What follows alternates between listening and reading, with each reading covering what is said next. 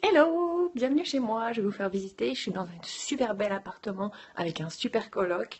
Donc voilà, ici c'est notre véranda, donc je vous fais voir.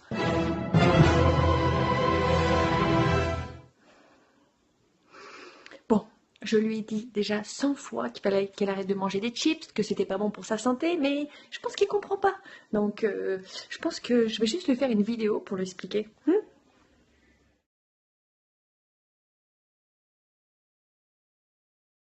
L'acrylamide, qu'est-ce que c'est? C'est un produit chimique qui est utilisé dans la fabrication du polyacrylamide, lui-même utilisé pour la fabrication des cosmétiques ou encore du traitement de l'eau potable. Mais l'acrylamide peut se former également de manière naturelle dans des aliments riches en glucides comme la pomme de terre par un processus que l'on nomme la réaction de Maillard. Pour que la réaction de Maillard se produise, les aliments doivent contenir du sucre, des protéines et de l'eau. C'est le cas de la pomme de terre par exemple. Lorsqu'on leur fait subir une température élevée dans le four ou la friteuse, on obtient un agréable arôme de grillé, une belle teinte brunâtre et le produit secondaire que l'on ne voulait pas, l'acrylamide. Oui, mais qu'est-ce que ça peut faire à ma santé, l'acrylamide? Eh bien, pour commencer, c'est un agent neurotoxique, c'est-à-dire qu'il peut attaquer ton système nerveux et ainsi te causer des symptômes comme la fatigue, une perte d'appétit ou encore de la faiblesse musculaire. Il peut aussi être toxique pour ta reproduction en diminuant la fertilité.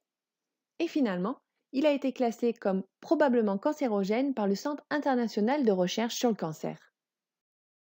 Bon, ok, c'est le moment où vous me demandez où est-ce qu'on trouve l'acrylamide. La plus grande source d'exposition est l'alimentation, avec les chips, les frites, les toasts et le café les grands gagnants de la concentration la plus élevée.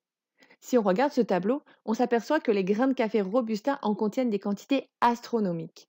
L'exposition peut aussi avoir lieu par la fumée de tabac et moindrement via l'eau potable et le sol. Bon, ok, j'ai compris que ça allait être difficile de supprimer toutes les sources d'exposition dont j'ai parlé avant. C'est pourquoi il existe des solutions intermédiaires comme de diminuer le temps de cuisson des aliments, éviter de brûler vos toasts du matin par exemple. Finalement, on peut aussi penser à des remplacements, comme pourquoi pas manger des chips de kale déshydratés au lieu des chips normales, ou alors parfois remplacer son café par un thé, ou encore faire bouillir ses aliments plutôt que de les faire cuire au four. Voilà, j'espère que vous avez compris la vidéo. Donc les chips au vidange. J'espère enfin qu'il va prendre soin de sa santé. Puis nous, on va continuer la visite parce que j'ai un thé à vous servir.